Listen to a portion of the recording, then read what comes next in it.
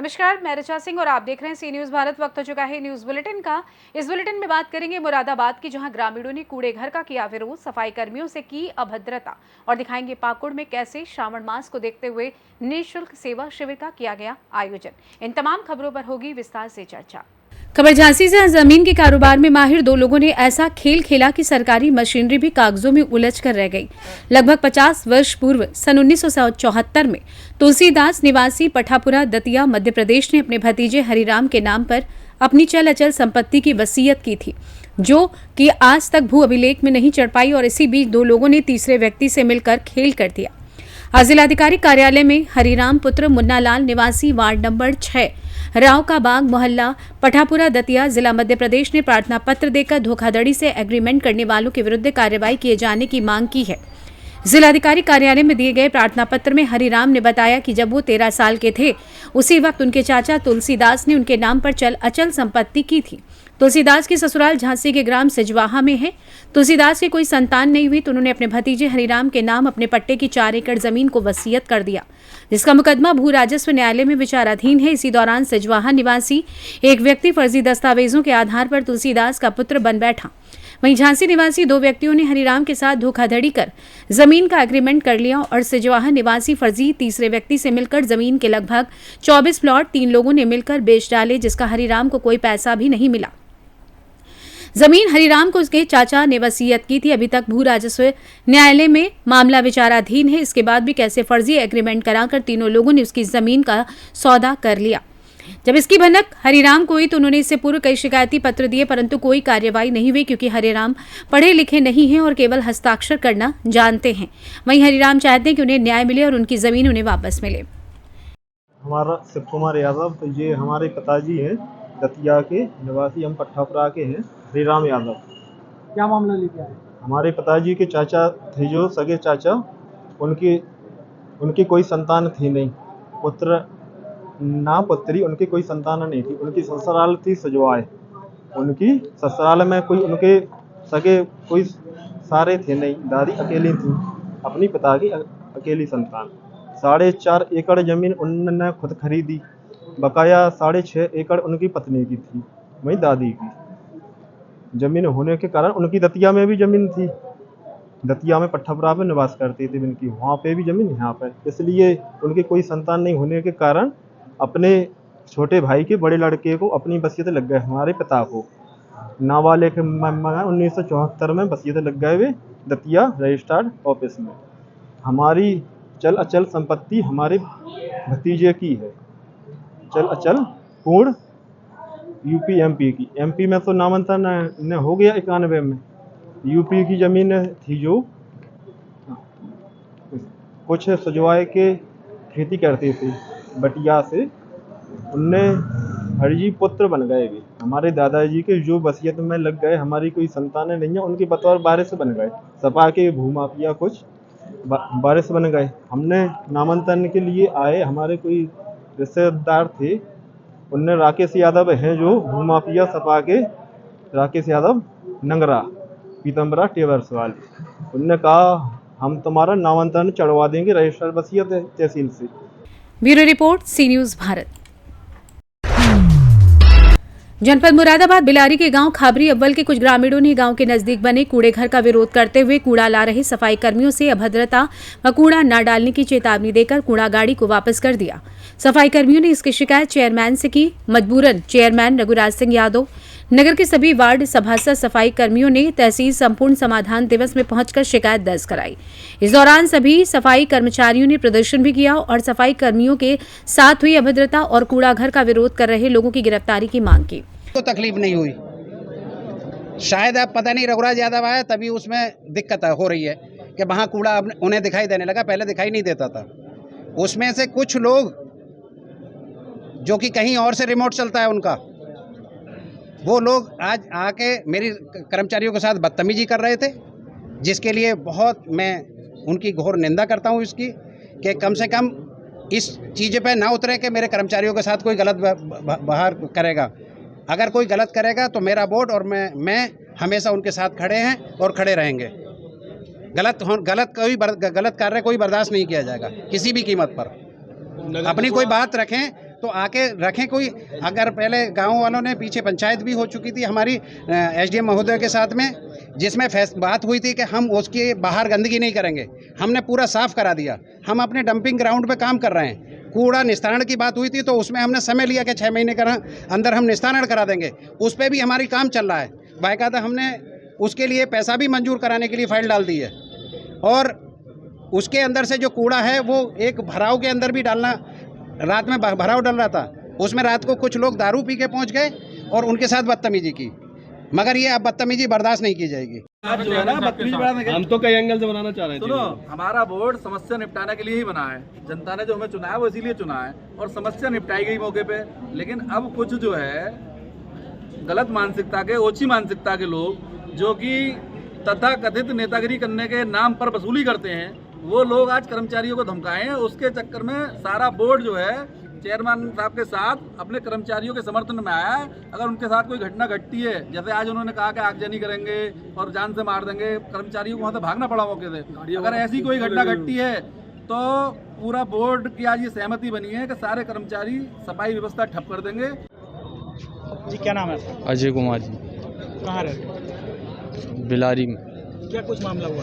मामला क्या ये काम था, करते हैं आप? कहाँ काम? नगर पालिका परिषद में चालक हैं हम, वाहन चालक हैं, सफाई। क्या कुछ हुआ आपके साथ? ये हुआ था खाबरी अव्वल में हम लोग डालते हैं वहाँ कूड़ा ले जा कर के, तो वहाँ के लोगों ने, गांव के लोगों ने हमें कूड़ा नहीं डालने दिया और हमारे साथ मारपीट करने का प्रयास भी किया था।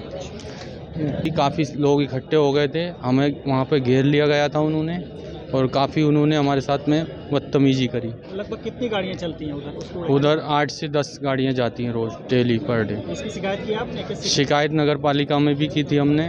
उन्होंने कई बार उन लोगों से मिलकर भी निस्तारण की बात की, लेकिन फिर भी वो डेली तंग करते हैं हम लोग। मुरादाबाद से सी न्यूज़ संवाददाता राजकुमार कश्यप की रिपोर्ट।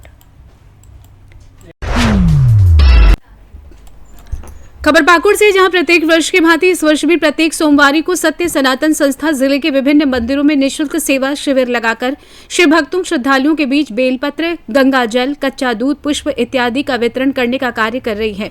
सोमवार को पहला सोमवारी में संस्था के रंजित कुमार चौबे के नेतृत्व में कई सनातनियों ने हिस्सा लेते हुए सक्रिय रूप से योगदान किया। वहीं संस्था के कार्यकारिणी अध्यक्ष सागर चौधरी ने कहा कि संस्था विगत 6 वर्षों से निरंतर सेवा भाव से इस तरह के कार्य कर रही है। इसी निमित्त इस वर्ष भी जिले शिव मंदिर बिजली कॉलोनी में संस्था के संयुक्त सचिव अजय भगतपाड़ा, शिव मंदिर में सत्यम भगत, रवि भगत, बाबा नागेश्वर नाथ मंदिर कुड़ापाड़ा में अरविंद साहा, मिंटूगिरी संस्था के उपाध्यक्ष गौतम कुमार, मुख्य सड़क स्थित दूधनाथ मंदिर में पुरोहित रोहित दास, राकेश सिंह, प्रिंस भगत, रेलवे कॉलोनी स्थित शिव मंदिर में सानू रजक, अमित साहा के नेतृत्व में निःशुल्क वितरण किया गया। साथ ही उक्त संस्था के अध्यक्ष रंजित कुमार चौबे, कार्यकारिणी अध्यक्ष सागर चौधरी, जिला अध्यक्ष राहुल सिंह एवं अन्य ने बारी बारी से सभी शिविर का निरीक्षण करते हुए सभी कमी को पूरा करने का कार्य किया। पाकुड़ से सी न्यूज़ संवाददाता पंकज भगत की रिपोर्ट। प्रयागराज जिले की मऊ आइमा पुलिस टीम द्वारा 2 अभियुक्त राजदीप सिंह पुत्र लेखराज निवासी गुरु नानक नगर थाना डाबा जनपद लुधियाना पंजाब, 2 पंकज कुमार पुत्र बूटाराम निवासी जनता नगर थाना डाबा जनपद लुधियाना पंजाब को थाना मऊ आइमा क्षेत्रांतर्गत रेलवे ओवरब्रिज के पास से गिरफ्तार किया गया। उपरोक्त अभियुक्तों के कब्जे से 291 पेटी मैकडॉवेल क्वार्टर, 194 पेटी मैकडॉवेल हाफ, 80 पेटी मैकडॉवेल फुल तथा 29 पेटी बियर अनुमानित कीमत लगभग 40 लाख रुपए एवं घटना में प्रयुक्त एक ट्रक वाहन बरामद किया गया। उक्त गिरफ्तारी बरामदगी के आधार पर थाना मऊ आइमा पर मुआयना संख्या 238/24 धारा 60/63/72 आबकारी अधिनियम पंजीकृत कर नियमानुसार अग्रिम विधिक कार्यवाही की गई। आइए जानते हैं डीसीपी गंगानगर अभिषेक भारती ने आगे क्या कुछ जानकारी दी। लोगों को गिरफ्तार किया। आज दिनांक 22 जुलाई 2024 को एसीपी फूलपुर के निर्देशन में थाना मऊआइमा ने एक ट्रक पकड़ा है जिसमें अवैध शराब अंग्रेजी, जिसमें 594 पेटियां हैं, इसकी अनुमानित कीमत लगभग 40 लाख है, उसको पकड़ा गया है। इसमें 2 अभियुक्तों की गिरफ्तारी हुई है। एक का नाम है राजदीप सिंह और दूसरा पंकज कुमार। दोनों ये जो हैं जनपद लुधियाना पंजाब के रहने वाले हैं और इनकी गिरफ्तारी के पश्चात अब माल सीज कर अग्रिम विधिक कार्रवाई की जाएगी। सर कहां से कहां जा रहा था? जो अभियुक्तों के द्वारा बताया गया है कि इन लोगों ने जो ये सामान है वो लोड किया है करनाल से, हरियाणा से, और उसके बाद में ये लोग रांची जा रहे थे। प्रयागराज से सी न्यूज संवाददाता रणविजय की रिपोर्ट। खबर विदिशा जिले की कुरवाई तहसील ग्राम मंडी जागीर से है, जहां प्रतिवर्ष की तरह इस बार भी पैदल यात्रा कर भगवान विश्वनाथ के दर्शन के लिए सभी गांव वाले, इनमें मुख्य अतिथि यशवंत बघेल एवं उनके साथी ऋतिक शर्मा, पवन शर्मा, हरिओम बघेल, सुधीर शर्मा और सभी गांव वालों ने बढ़ चढ़कर भाग लिया। आज 5 बजे तक भगवान विश्वनाथ देवपुर के दर्शन। विदिशा से सी न्यूज संवाददाता कुरवाई नारायण की रिपोर्ट। खबर फतेहपुर से, जहां भारत सरकार के मार्गदर्शन एवं मुख्यमंत्री के नेतृत्व में एक पेड़ मां के नाम जन अभियान के तहत वृक्षारोपण जन आंदोलन 2024 के क्रम में खागा तहसील क्षेत्र के अनेकों संस्थानों में वृहद एवं भव्य वृक्षारोपण किया गया। आपको बता दें कि जनपद फतेहपुर धाता ब्लॉक के अंतर्गत ग्राम सभा पौली में एक पेड़ मां के नाम अभियान का शुभारंभ हुआ। उत्तर प्रदेश ही नहीं बल्कि समूचे देश में पर्यावरण को बचाने और हरियाली बढ़ाने के लिए एक पेड़ मां के नाम अभियान की शुरुआत हुई है। पूरे प्रदेश में एक दिन में लाखों पेड़ लगाने का लक्ष्य रखा गया है। इसी कड़ी में शनिवार, रविवार व सोमवार को भी ग्राम सचिव पौली गोविंद कुमार व ग्राम प्रधान पौली नफीस अहमद पंचायत मित्र ने 2 दिनों में लगभग 450 पेड़ लगाए, एक पेड़ मां के नाम। फतेहपुर से सी न्यूज संवाददाता नाजिया परवीन की रिपोर्ट।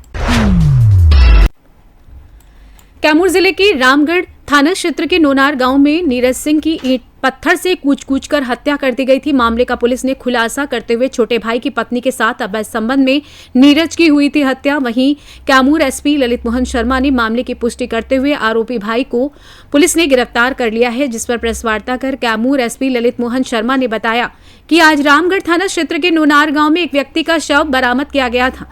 इसे ईंट पत्थर से कूच कर हत्या की गई थी, जिसकी पहचान नोनार गांव निवासी नीरज सिंह के रूप में की गई। जहां सूचना के बाद पहुंची एफएसएल की टीम के द्वारा घटनास्थल पर पहुंचकर जांच की जाने लगी, जिसके बाद खून लगा ईंटे के जरिए जांच की गई। इसी क्रम में मृतक के छोटे भाई पंकज कुमार की टी-शर्ट पर खून लगने का निशान पाया गया।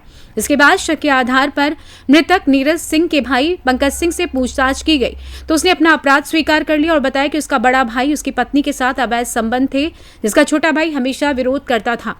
उसके बाद भी नहीं माना तो तंग आकर छोटे भाई ने नीरज सिंह की ईंट से कूचकर हत्या कर दी और लाठी डंडे से पीट कर उसको बुरी तरीके से मारपीट कर हत्या कर दी। गिरफ्तार करते हुए पुलिस ने खून लगे ईंट पत्थर और लाठी को जब्त कर लिया है। आइए जानते हैं इस विषय में एसपी कैमूर ललित मोहन शर्मा ने आगे और क्या कुछ जानकारी दी। क्या है पूरा मामला सर? चूँकि हत्या हुई और हत्या के कुछ ही घंटों बाद में उद्भेदन हुआ, जिसमें आपके पीछे एक गिरफ्तारी दिख रही है सर, इसके बारे में थोड़ा सा। ये आज प्रातः यह पुलिस को सूचना मिली कि ग्राम नोनार है रामगढ़ थाना क्षेत्र में, यहाँ एक व्यक्ति है जिसका नाम नीरज सिंह है, इसकी हत्या हो गई है ईंट पत्थर से मारकर।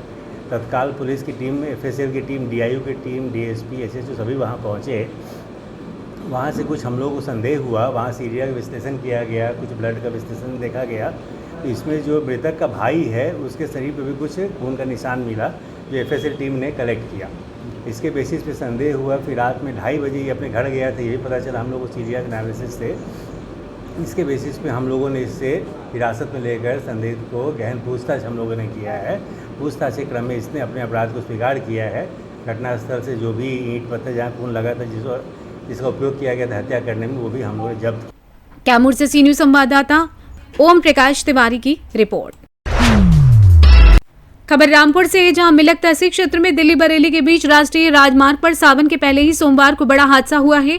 यूपी रोडवेज की बस से प्राइवेट वॉल्वो बस की आमने सामने की टक्कर हुई, जिसमें प्राइवेट बस के ड्राइवर सहित 3 लोगों की मौके पर मौत हो गई, जबकि 49 यात्री घायल हुए हैं। घायलों का उपचार मिलक सीएससी में कराया गया, जिसमें 9 यात्रियों की हालत गंभीर होने के चलते जिला अस्पताल रेफर कर दिया गया है। निजी वॉल्वो बस हरिद्वार से श्रावस्ती जा रही थी, जबकि रोडवेज बस बरेली से दिल्ली की ओर जा रही थी कि दोनों में आमने सामने से जबरदस्त भिड़ंत हो गई। कांवड़ यात्रा का रूट होने के चलते प्रशासन में हड़कंप मच गया। जिलाधिकारी जोगिंदर सिंह और पुलिस अधीक्षक रामपुर विद्यासागर मिश्र मौके पर पहुंच गए। डीएम रामपुर जोगिंदर सिंह ने बताया था कि समय था लगभग 4 बजे। इसमें जो यूपी रोडवेज की जो जनरल बस होती है और उसका और एक प्राइवेट बस का एक्सीडेंट हुआ। NH 24 पर उसमें लगभग 49 लोग घायल हुए हैं। 3 की बेल्टीज हुई है। सभी लोगों को सीएससी मिलक में भर्ती कराया गया है। आपको बता दें कि 9 लोगों को जिला अस्पताल में भर्ती कराया गया है। सभी का इलाज सुचारू रूप से कराया जा रहा है। इसमें 3 कैजुअलिटी हुई है। इसमें एक ड्राइवर है, संभवतः जनरल बस का। बाकी डिटेल्स नोट की जा रही है। एक यूपी रोडवेज की जो जनरल बस होती है उसका और एक प्राइवेट बस थी, उसके बीच में एक्सीडेंट हुआ है NH 24 पर तहसील मिलक में। उसमें लगभग 49 लोग घायल हुए हैं, 3 कैजुअल्टी हुई हैं और अभी यहाँ CSC मिलक में लगभग सबको भर्ती कराया गया था। उसके बाद 9 लोगों को डिस्ट्रिक्ट हॉस्पिटल में भर्ती कराया गया है और सभी का इलाज सुचारू रूप से चालू है। सभी के डिटेल्स हैं वो नोट किए जा रहे हैं। इसमें लगभग 3 कैजुअल्टी हुई हैं, संभवतः एक ड्राइवर है जन्नत बस का और बाकी 2 और कैजुअल्टी है। सर बताना है कि रूट सर डाइवर्ट था, सर रूट डाइवर्ट है? नहीं, देखिए रूट डाइवर्ट नहीं था, ये कांवड़ का समय चल रहा है तो जो ये प्राइवेट बस आ रही थी वो रॉन्ग साइड पर आ रही थी और सुबह का समय था तो उसी समय, और ये जो पॉइंट है आपका ये ट्राई जंक्शन का पॉइंट है, तहसील के लिए क्या कहते हैं एक कट है इसमें हाईवे पर, वहीं पर ये एक्सीडेंट हुआ। रामपुर से सी न्यूज संवाददाता साजिद खान की रिपोर्ट। खबर रीवा से है, जहां मीसाबंदी सुभाष श्रीवास्तव के 68वें जन्मदिन पर 29 जुलाई को आयोजित होगा कलाकार सम्मान समारोह। कृष्णाराज कपूर ऑडिटोरियम में सर्व सामाजिक संगठन द्वारा आयोजित किया जाएगा कार्यक्रम। बता दें, समाज सेवियों, पत्रकारों और साहित्यकारों के बाद इस वर्ष कलाकारों को किया जाएगा सम्मानित। 68 वर्ष के अपने जीवन में 51 वर्ष समूचे समाज की सेवा में समर्पित करने वाले वरिष्ठ समाज सेवी, मीसाबंदी विचारक एवं साहित्यकार सुभाष श्रीवास्तव के 68वें जन्मदिन पर 29 जुलाई 2024 को कलाकार सम्मान समारोह कार्यक्रम का आयोजन किया जाएगा, जिसमें कला के क्षेत्र में अपना अतुलनीय योगदान देने वाले 68 कलाकारों के प्रति कृतज्ञता ज्ञापित करने के उद्देश्य से उन्हें सम्मानित किया जाएगा। ये कार्यक्रम शहर के सर्व सामाजिक संगठन द्वारा किया जाएगा। उक्त आशय की जानकारी देने हेतु स्थानीय कृष्णा राज कपूर ऑडिटोरियम में पत्रकार वार्ता का आयोजन किया गया, जिसको प्रमुख रूप से all India 6 yard weavers welfare association के अध्यक्ष चेतना मिश्रा, युवा समाज सेवी अविराज साइनंजलि समिति की अध्यक्ष Anuradha Srivastava, helping hand foundation की अध्यक्ष तमन्ना अंसारी, समाज सेविका रचिता खंडेलवाल, युवा एकता कल्याण संघ के अध्यक्ष राज राखन पटेल, मां जानकी सेवा समिति के अध्यक्ष engineer Ghanshyam Patel, Sainsha social welfare foundation के अध्यक्ष साकेश श्रीवास्तव, सदस्य द्विज शुभम सिंह एवं संस्कृति तिवारी ने संबोधित किया। क्योंकि आप सभी हैं जो हमारी बात को जन जन तक पहुंचाते हैं। किसी भी कार्यक्रम की सफलता के पीछे आप सभी का व्यक्तिगत हाथ होता है, तो अतः एक बार हम सब की तरफ से आपको सादर नमन है। और जैसा कि आप सभी को विदित है इस कार्यक्रम के बारे में कि ये सुभाष श्रीवास्तव जी मीसाबंदी उनके जन्म दिवस के अवसर पर आयोजित होने वाला है, जिसमें 68 कलाकारों का सम्मान होना है, जो बहुत एक तरीके से मैं यूँ कहूँ कि एक यूनिक कार्यक्रम होने जा रहा है। कलाकार, जैसा हमेशा से कहा जाता आ रहा है कि कलाकार समाज का दर्पण है और समाज को वो हर समय आईना दिखाता है, तो उनके लिए भी सम्मान की आवश्यकता बहुत होती है, क्योंकि वो कठिन श्रम और परिश्रम से समाज को हमेशा ही दिशा देते आते हैं। तो इस कार्यक्रम की रचना इसीलिए की गई है। सुभाष श्रीवास्तव जी के छोटे पुत्र सिद्धार्थ श्रीवास्तव, जो एक युवा समाज सेवी हैं, वो हमेशा से कुछ न कुछ अभिनव प्रयोग करते आए हैं और मैं यूँ कहूँ कि रीवा में एक जाना पहचाना नाम भी है। अब जाना पहचाना नाम से मेरा मतलब इस बात से नहीं है कि उनका बहुत बड़ा कोई कारोबार है या बहुत बड़ी उनकी कोई अपना ऐसा काम है। 68वां जन्म दिवस हम सभी सर्व सामाजिक संगठन के रूप में मनाएंगे। सर्व सामाजिक संगठन के बैनर तले मैं समझता हूँ 65वें उनके जन्म दिवस पर कोरोना काल में जिन्होंने उत्कृष्ट सेवा कार्य किया, उनका एक बृहद रूप से सम्मान कार्य हुआ। 66वें जन्म दिवस पर मीडिया कर्मियों का, 67वें जन्म दिवस पर साहित्यकारों का और ये 68वां जन्म दिवस है, जो कहीं न कहीं कलाकार जो अपने क्षेत्र में अग्रणी भूमिका निभाकर कार्य करते हैं, लेकिन उनकी कला का सम्मान करना ये बहुत बड़ी बात है। और सिद्धार्थ श्रीवास्तव जी, आदरणीय साकेश श्रीवास्तव जी ने ये बीड़ा उठाया है। रीवा से सी न्यूज संवाददाता अर्जुन तिवारी की रिपोर्ट। खबर सीतापुर से है, जहां मिली जानकारी के अनुसार रवि उम्र 25 वर्ष पुत्र कल्लू निवासी पीतमपुर, जो बृहस्पतिवार से अपने घर से गायब था। परिजनों ने काफी इधर उधर तलाश की, लेकिन कोई सुराग नहीं लगा। आज मृतक का भाई खेत में खाद डालने के लिए गया था, तभी वहां पर उसको जूते पड़े दिखाई दिए। जूते देखकर वो पहचान गया। वहीं कुछ दूरी पर लगे शीशम के पेड़ से उसके भाई रवि का कई दिन पुराना शव लटकता हुआ दिखा, जिससे उसने परिजनों को सूचना दी। वहीं सूचना पाकर SHO इमलिया दयाशंकर, चौकी प्रभारी काजी कमालपुर राम आसरे चौधरी में दल बल मौके पर पहुंचे। शव कई दिन पुराना था, जिसके बाद SHO ने फॉरेंसिक टीम को सूचना दी। मौके पर फॉरेंसिक टीम भी पहुंच गई। क्या नाम इसका? ये कब से गायब घर से? पेपर से गायब। आप कैसे यहाँ पता चला? तो यहाँ लटका मिला? कैसे लटका? आपका क्या नाम? कौन सा गांव है? सीतापुर से सी न्यूज संवाददाता अवनीश सिंह की रिपोर्ट। फिलहाल न्यूज बुलेटिन में बस इतना ही। देश दुनिया की तमाम खबरों को जानने के लिए आप देखते रहिए सी न्यूज भारत। हर खबर आपके साथ, आपके हाथ।